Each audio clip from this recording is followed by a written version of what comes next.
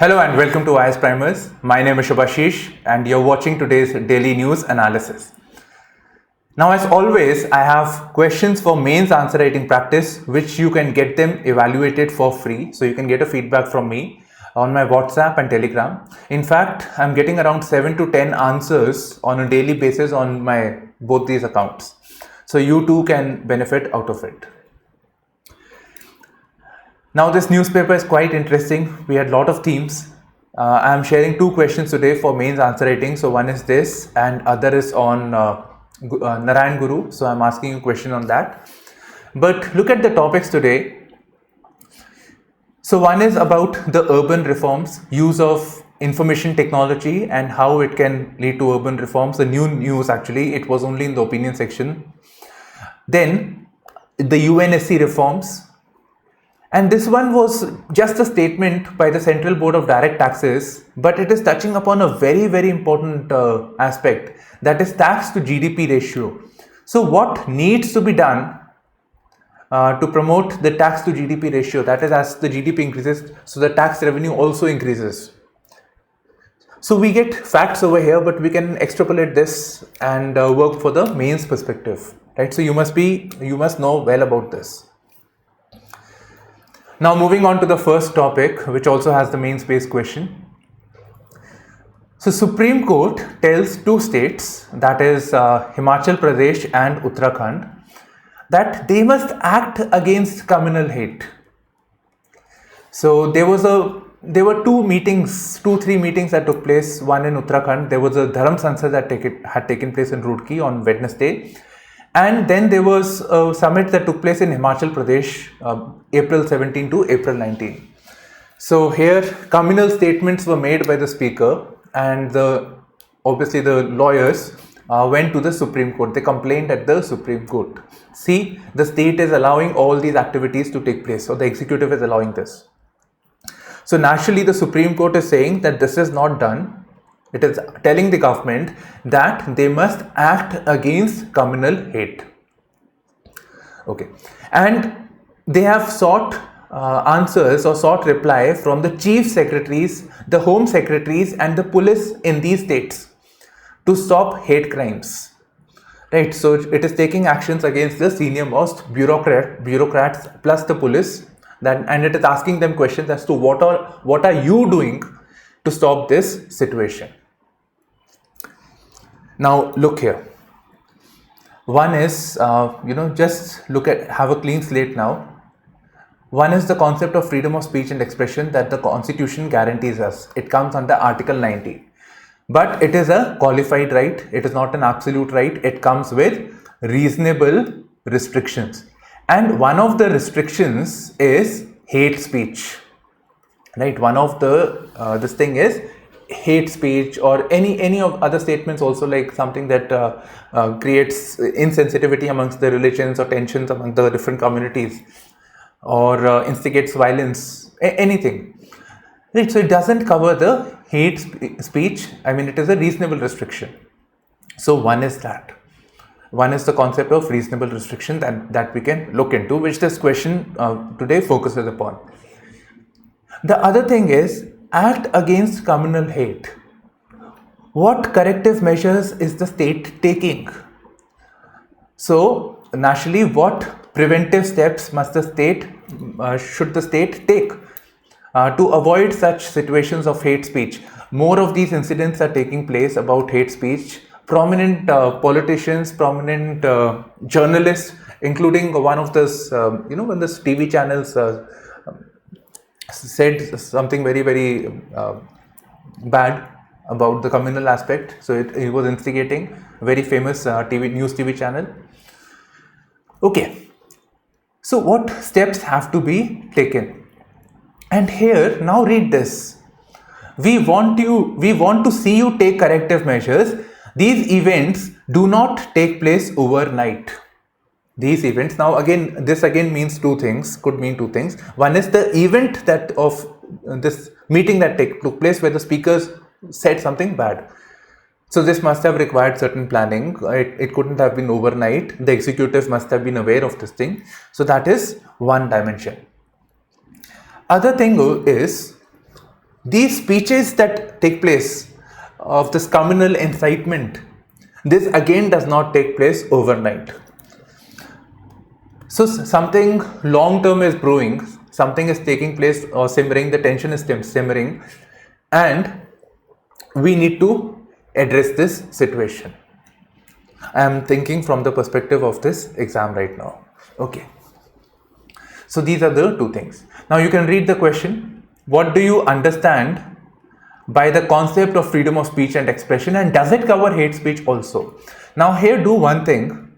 Mention the aspect of reasonable restriction. Mention the relevant provisions of the Indian Penal Code, which all just type hate speech IPC, you will get the relevant provisions. So mention those in your answer. Now, in light of the rising incidence of hate speech, you can give some examples, be political neutral, like I'm trying to do, trying very hard. Okay, so incidence of hate speech and rising communal hate. Then, what preventive steps have to be taken? I looked into it. I referred to the PIBs. I thought I'll get a straightforward one also. Didn't help. But we have, so something needs to be done about the implementation of the hate speech. In fact, there is a committee being formed that will review the criminal law, in particularly the hate speech, the laws with reference to hate speech. Then the journalists or the media houses were given advisories from the Ministry of Home Affairs and some guidelines that they should refrain from instigative headlines. Right, so that can be done. So such advisories or guidelines can be given to the media houses to not to air content that is communally sensitive. Okay. Then social media is emerging as a very big platform. Most of it is unregulated and there is a need to do some regulation about it. Now remember, there was a draft IT rules 2021. There is a video also on this. Okay. So that is there. Then there is a digital media ethics code. So you can easily find this on the net. So digital ethics, media ethics code. You will not need to elaborate it much actually. Then these are the things that can be done. Okay, you can add one more thing, more regulatory supervision. Right? One is you have the code, you tell the IT companies, see, you have to take down this content, do that, this or that. But the state must also enhance its capacity to read what all things are taking place, so that the law and order situation does not go bad. Okay. So this, then community outreach, this insensitivity that is there. The speeches are very, very insensitive. These things take place. Jahangirpuri took place.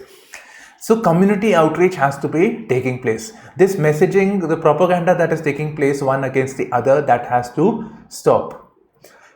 So one is the government taking that initiative, taking the lead, but ultimately it has to be the people that must come forward. Community leaders should be engaged. Now remember the guidelines on the communal harmony which the Ministry of Home Affairs had referred to. So Tiranga Yatra, Mohalla committees. So such steps can be taken up. Community leaders talking to the people and sensitizing them about the situation. And yes, sensitization and public awareness. So this could also be with reference to the school and the education system. Right? So that aspect is also there. In fact, many of your NCERTs you will study, a lot of it is about creating awareness about the caste situation, about the concerns or the the wrongs that took place from the gender perspective, or be it with reference to the forest dwellers. So that is there. Right, so try to write this answer. It will easily fit into your 250 word framework. Now, conclusion of this front page news. So more COVID jabs for children get nod. Right. In fact, I think there was some recent thing on this Google. I have this Android phone. So, you get this Google News. So one thing was there that the students can attend school only if they are vaccinated. Okay. So now emergency use authorization is being done for children between 5 to 12 years of age. And this is being done by the Drugs Controller General of India. Now your homework is to identify if this is a statutory body or not.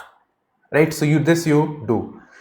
This you do, and there is a reference of Corbevax and Covaxin. So they have been getting the clearance. I have a video on Corbevax and Novavax. If you wish, you can read it. So we watched the video. Okay. Next is look beyond the Ukraine crisis, Jai Shankar says, addressing the annual Raisina Dialogue.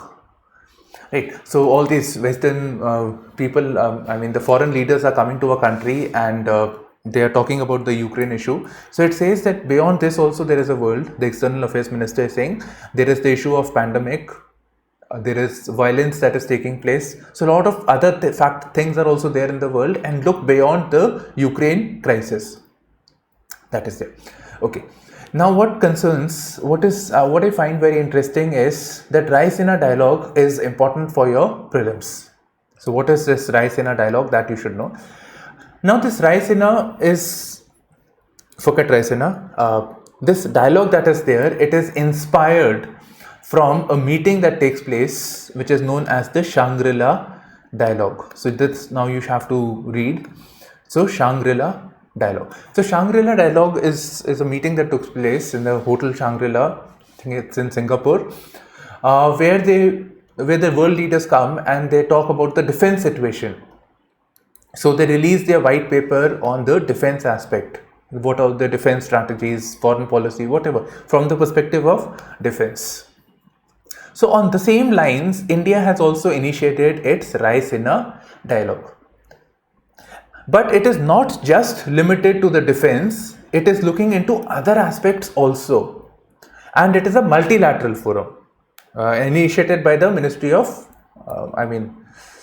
External Affairs. Please check this. You can check the link also. That is why I'm sharing this link .orf online, so that there you can see. I'll share it in the comment section. Now see, these are the subjects that they will be discussing in the year 2022. And this I feel could be important for your essays also. In fact, maybe I can make this video on each of this topic also subsequently. Okay. So rethinking democracy, trade, technology, ideology, end of multilateralism, a networked global order. Think of it from the perspective of non-aligned movement. Right. So multipolar world is being created. We are moving from unipolar to multipolar. Water Caucasus, turbulent tides in the Indo-Pacific. Communities Inc. First responders to health, development and planet. So I think the role of the communities over here. So anything that took place, it's the first thing is the community. Achieving green transitions, common imperative, diverging realities. Then Samson versus Goliath, I don't know what that means, but then it is about the persistent and relentless tech wars. We can add to this the dimension of cyber wars, cyber warfare, that is there. Right. So this is quite interesting and it will help you with your essays also. In our foreign policy also, it will reflect the views of the government. I couldn't, this doesn't click. So we'll have to do more on this. So we'll wait for some time and then we'll work on this aspect, because this topic is going on only. So there is no point right now looking into it.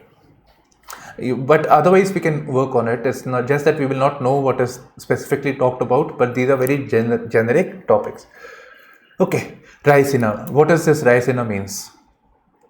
So this area entirely is the Raisina Hills. So this is where the Rashtrapati Bhavan is, and then there is this elevated thing, the road that goes upwards.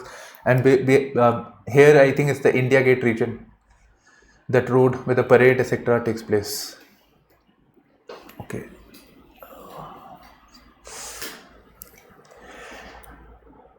Now this is interesting. Delhi Punjab Inc. deal to learn and share. So Aam Aadmi Party, they won in Punjab, Arvind Kejriwal, Aam Aadmi Party. So all of this. And there is a concern that this is, this Delhi government is controlling the Punjab government. So extra constitutional entities are there. Punjab has surrendered its sovereignty, all this. But for once, we'll set aside the politics part. But think from the examination perspective, this concept is quite reflective of cooperative federalism. Cooperative federalism, which is part of your GS2, you would study in the constitution part, Indian polity, Lakshmikant, and also the governance component. So cooperative federalisms, where the two states are cooperating. They are learning from each other, and here the learning seems to be coming from one way only. So learning from each other. So there will be a knowledge sharing agreement, right? So knowledge sharing agreement where they would learn about this power sector, about the education sector, how the schools can be transformed. So all of this they will learn over here. Now see, how do we use this? So knowledge sharing agreement. Now similar thing could be replicated. Fine, this is Aam Aadmi Party and all this. But states can work together, collaborate together on series of things. In fact, we also have this zonal councils, which is for the same purpose. Right? So such things can be worked upon, and that can enhance the cooperative federalism aspect. Okay. Okay.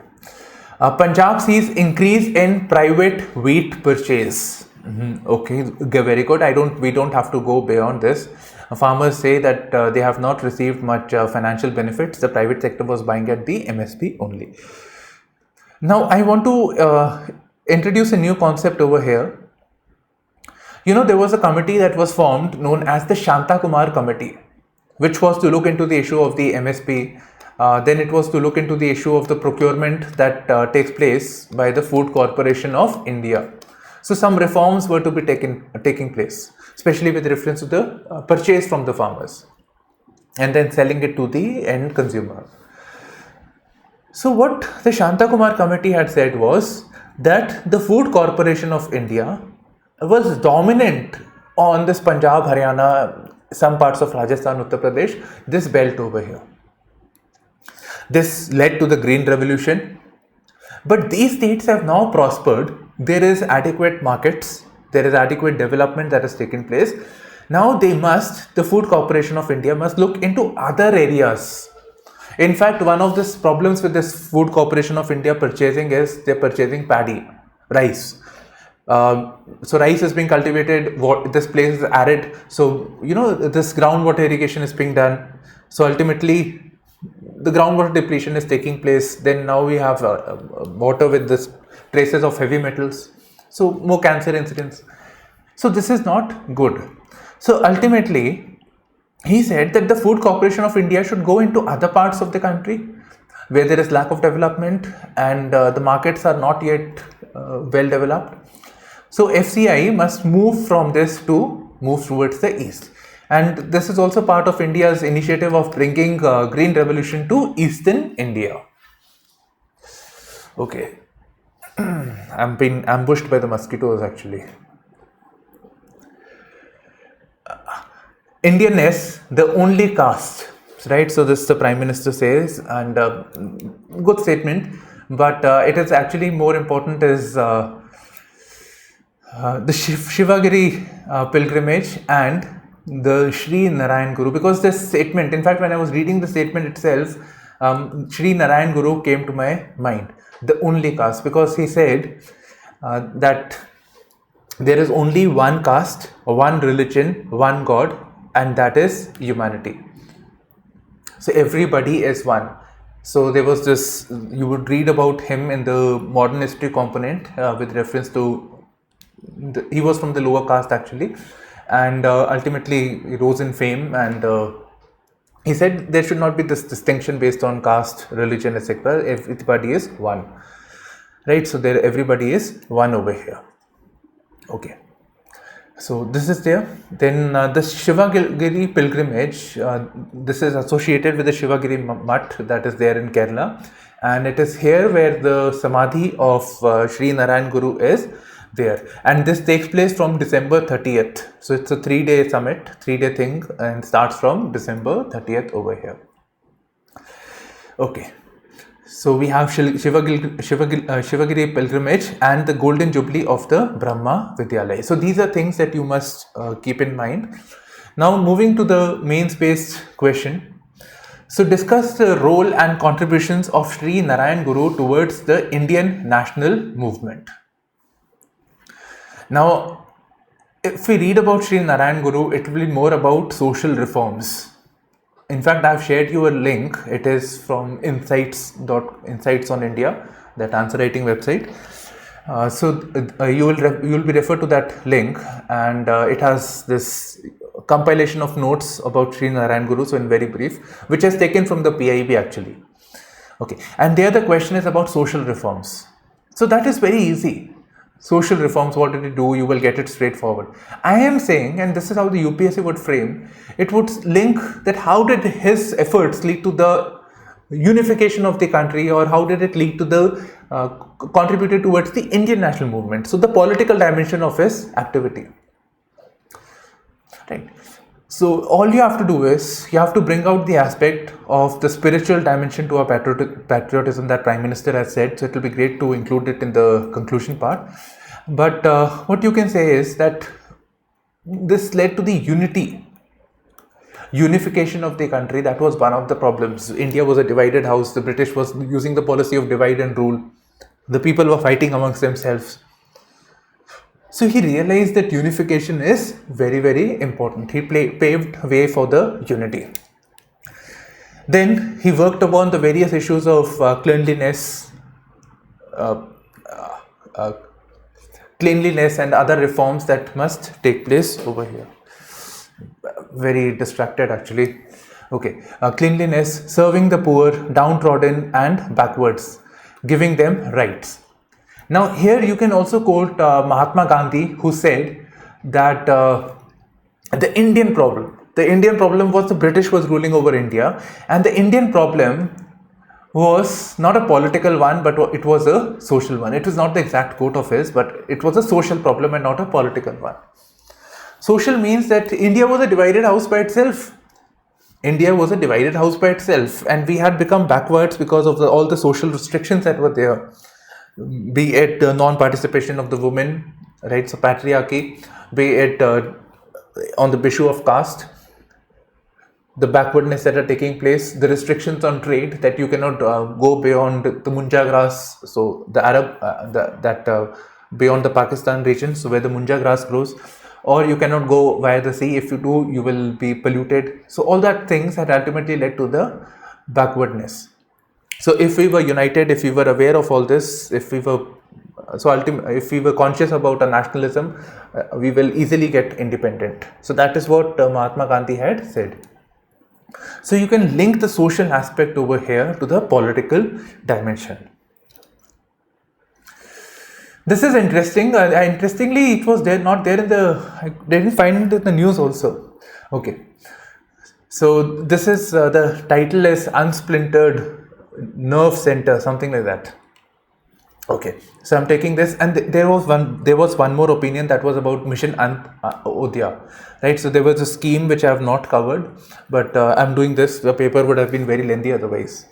Okay, this concept is interesting. This is about the urban reforms, and more specifically, when we talk about the urban reforms, it is about the use of information communication technology.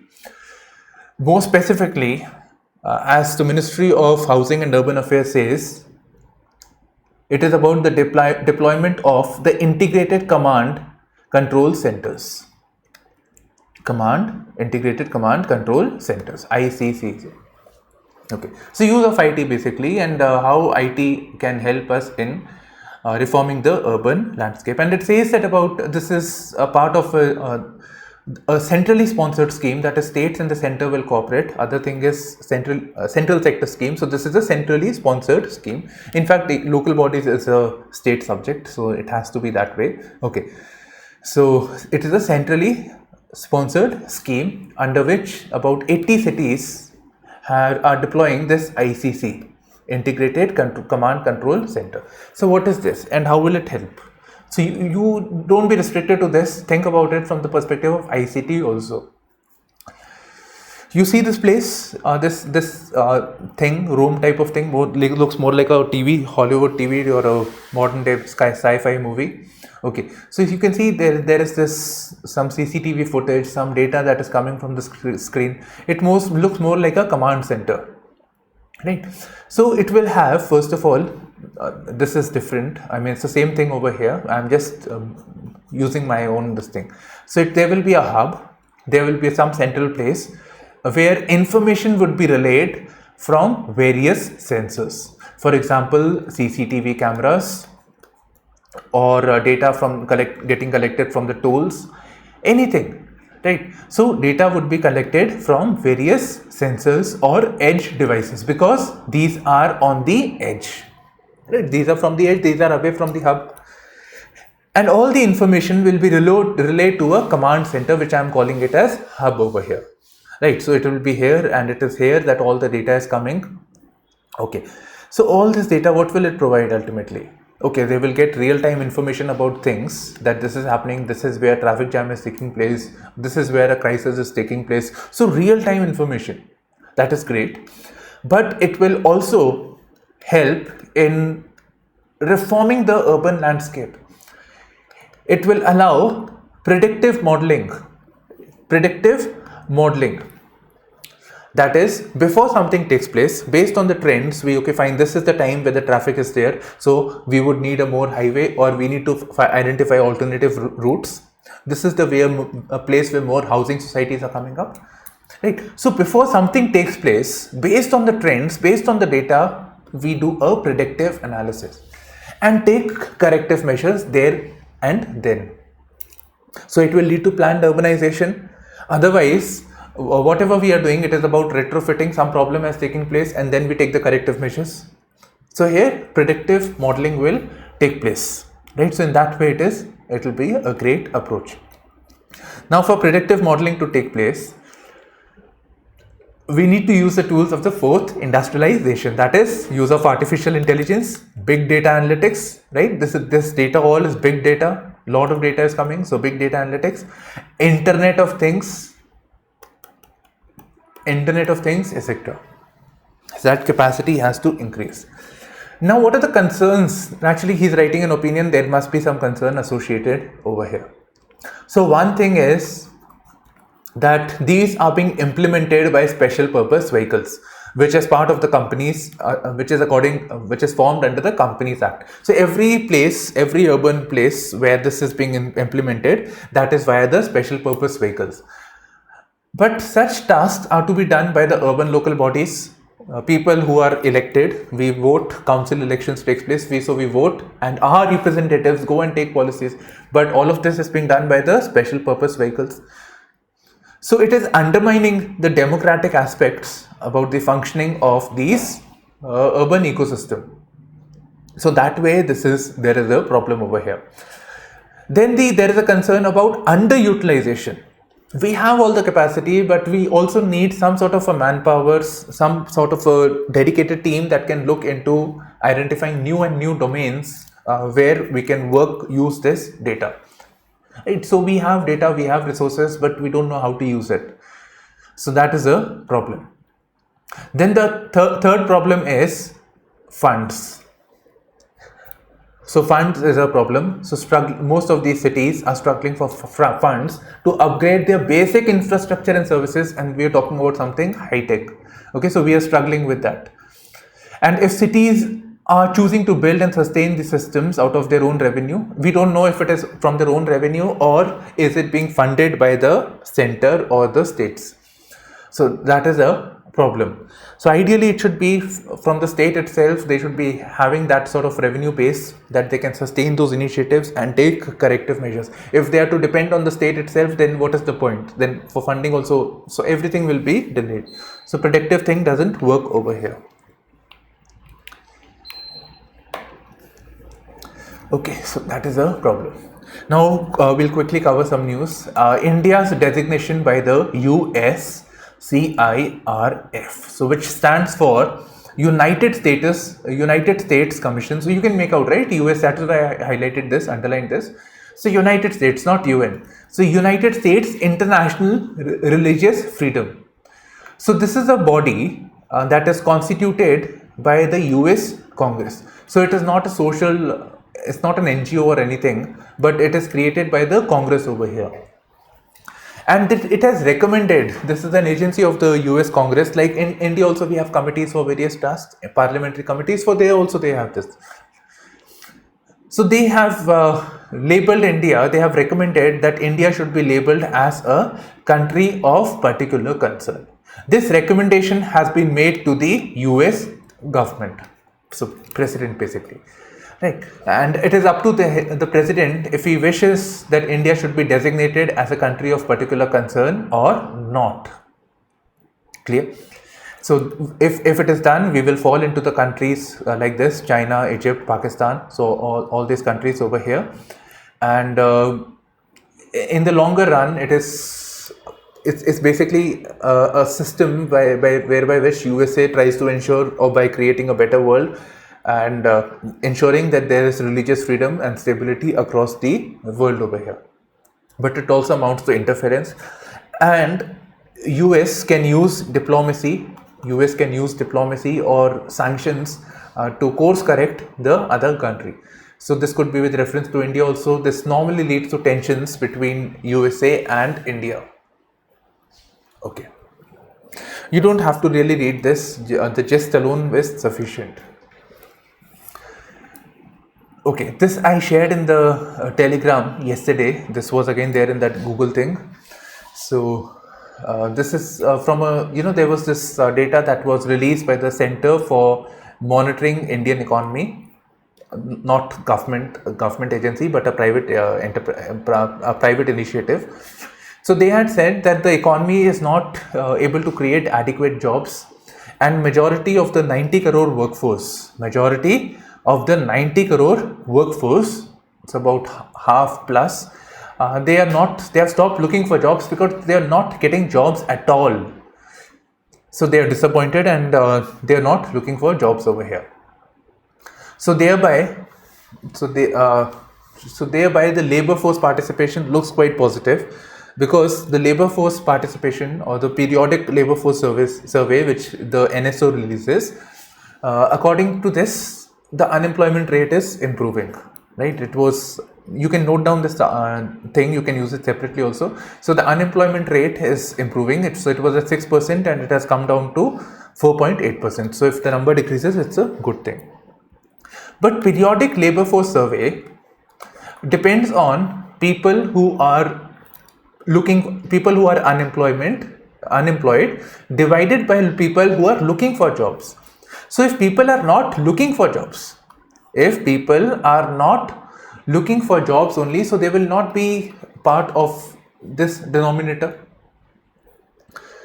right? So let's say unemployed people, so people who are looking for jobs, so people are not looking, so the denominator reduces. So this will show good on the government, but that is not the case. That is what this article had said. I'll share this article, but briefly I'm sharing this over here. This is the thing that I find most important, that we need to create more jobs. According to McKinsey Global Institute, we need to create about 90 million new non-farm jobs by 2030. So this you can keep in mind. So every year how many jobs have to be created, you can calculate.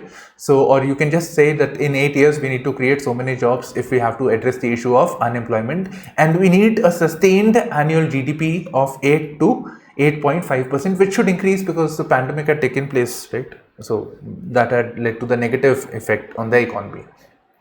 So if we have to get that growth in the next 7 or 8 years, we need to intensify the growth rate. So if the GDP increases, so more demand is there, right? So more demand for jobs, so that way. US hosts weapons summit as Moscow warns of world war. Okay, two things. So one is, okay, I don't have the map. You know, there was this in Germany, the US, there is a US Air Force base. So here a summit had taken place, so where US alongside other countries, around 40 countries are there. So I don't know how 40 countries, but 40 countries were there, and so here they had a meeting where they discussed how weapons can be shared. I'm pretty sure of various other things, but how weapons can be given to Ukraine. So if there are good quality weapons, they will be able to deter the advances of the Russians. So that is what the summit is all about.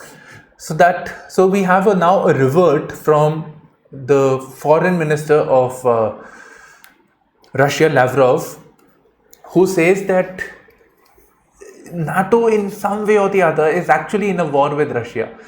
So it is in a war with Russia through a proxy. Proxy means Ukraine, so it's supplying weapons, tools, etc. to Ukraine. So it is in war only. If anybody does, if with us, we will consider this as an act of war only. Okay, through a proxy over here. And if this situation doesn't change, it will lead to the next World War. In fact, it is quite similar to the World War situation of World War I and World War II. So if you look at the map of Europe, so after Ukraine, Poland feels that Russia will look into the invasion of the Poland. So this may not stop altogether, and ultimately it will trigger the World War. Okay, your homework is look into the map of North Europe and look at identify the seas over there, right? So look and check the atlas and important landmarks over there. That will help you with your pre. Countries will have to justify the veto votes at United Nations. So this was a long-standing reform because and at UN means at UNSC, right? So veto is there only. So the United Nations Security Council, whose primary task is to ensure international peace, global peace and stability, right? So there are 5 permanent members and 10 temporary members. And whenever we are looking at certain discussion or certain talks about such international issue, like the Ukraine war, there is always use of veto. And when the veto, any of these P5 members use veto, then the project is, the resolution is cancelled. So it has led to the UNSC, there is a concern that the UNSC or the UN has become redundant. It is not very helpful in solving the world problems. So India also wants to be in the permanent 5 group, and so it will be a permanent member. It will not have to depend on the elections. And other thing is it will have the veto power also, like the other 5 countries. Okay, so that is one thing about UNSC reforms. I think before going this, I'll tell you some more things that will help you with your pre. So read about India's initiatives of P5, India's diplomacy, what is the G4, then Coffee Table Summit, the Club of 4. Google these terms, so that will help you with your prelims. UPSC asks them repeatedly. Okay, so that is there. Now coming back to the veto thing. So veto is there, so UNSC is not able to work. Now the Russia thing had taken place, so Russia used the veto because it was a resolution against Russia's invasion of the Ukraine. So Russia had the power of veto over here. Right, so that is not good. So now a recommendation has come, about 100 countries have supported. So this is from this is a small country, like Liechtenstein, whatever that is. Okay. So yeah, this country has initiated and says that if any country gives a veto, then in that case they have to justify make a statement as to why they have vetoed their stand. Right? They have to give a justification over here.